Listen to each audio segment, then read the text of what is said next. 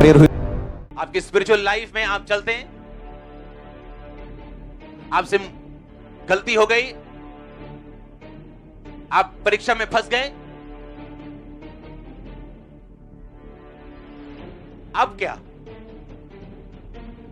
अब उस परीक्षा में फंस के और नीचे जाना है या वहीं रुक के तौबा करनी और आत्मिक आंखों से देखना कि लुटेरे लूट रहे हैं, शैतान छीन रहा है, मैं इसे बदल सकता हूं अगर अभी भी मैं सुधर जाऊं तो।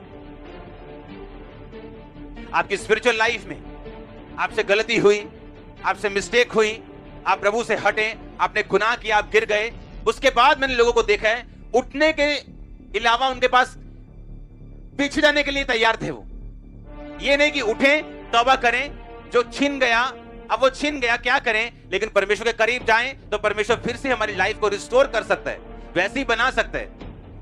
लेकिन इसके अलावा उन्होंने क्या किया, और पीछे गए और परमेश्वर से और मार खाई और अपनी लाइफ को तबाह कर लिए।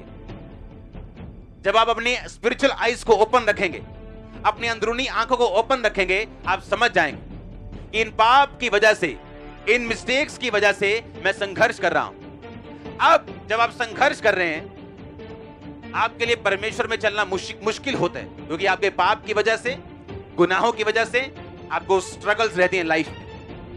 अब और मुश्किल होता है परमेश्वर में चलना या उस पवित्रताई को परस्यू करना, उसका पीछा करना।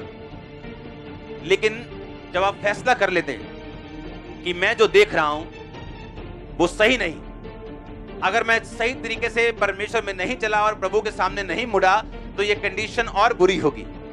और आत्मिक लोग फैसला करते कि नहीं, मैं परमेश्वर के नजदीक जाऊंगा और परमेश्वर से पूछूंगा कि वो क्या चाहता है, लेकिन उसके जो लिखित वचन बाइबल में ऑलरेडी लिखे हुए हैं मैं उनको पूरा करूंगा। और वो चलना शुरू करता है परमेश्वर में, कठिनाइयों के बावजूद, परीक्षाओं के बावजूद,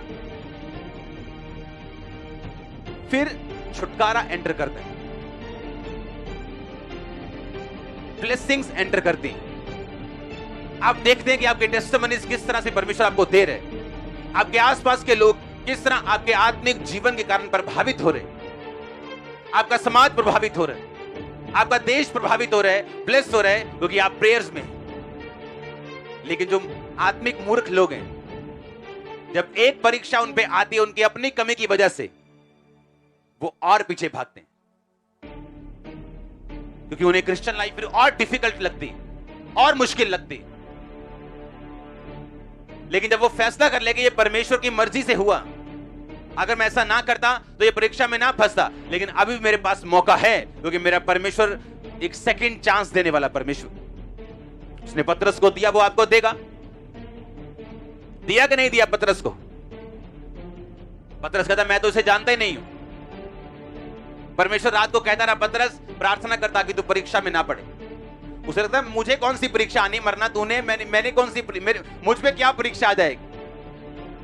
और सारी रात प्रार्थना करने वाले प्रभु यीशु मसीह अगले दिन उस क्रूस को उठा के सब परीक्षाओं से निकल के मर के तीसरे दिन मुर्दों में से जी उठ के जीत जाते हैं। और पतरस जो ये कहता था कि मैं प्रभु तू तेरे को कोई हाथ लगाएगा ना मैं उसे मार दूंगा, और ये सच था। जब प्रभु को पकड़ने के लिए आए तो पतरस ने तलवार मारी थी और कान उसका उड़ा दिया था। आपको क्या लगता है पतरस ने कान उड़ाने के लिए तलवार मारी थी?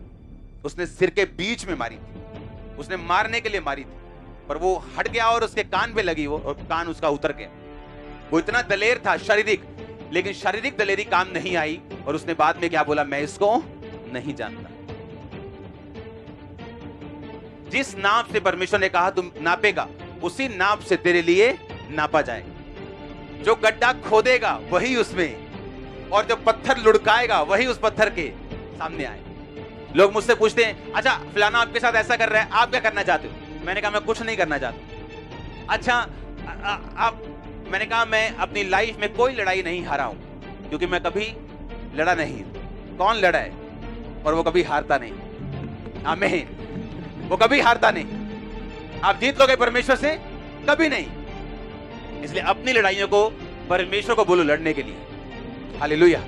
और आप देखेंगे बड़े हैरानी के साथ कि जो लोग आपके साथ कर रहे थे, अब वो उनके साथ हो रहा था, और उनके साथ ज्यादा हो रहा था। तो परमेश्वर ने कहा मैं तुझे नाप नाप के अब दूंगा, तू तो आटा ऐसा ले आएगा ऊपरों, पर जो मैं मोड़ांगा तो फिर दाबो दाबो के मोड़ांगा।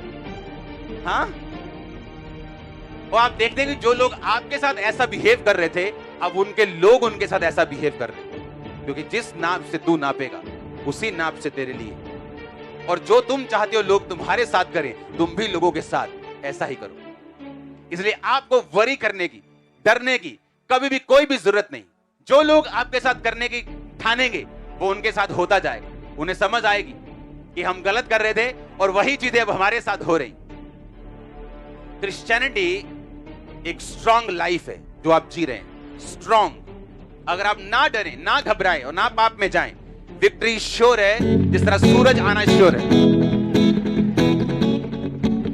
जिस तरह आपको मॉर्निंग आप ये नहीं सोचते पता नहीं आज सूरज आया होगा कि नहीं आया होगा, जिस तरह उसका आना श्योर है, आपकी जीत का आना श्योर है। रात आ सकती है, बादल आ सकते हैं, आंधियां आ सकती हैं, अंधेरा आ सकता है, पर सूरज आना श्योर है। आपकी जीत श्योर है, चंगाई श्योर है। आमीन। ऊंचा ये आशीष आपकी है।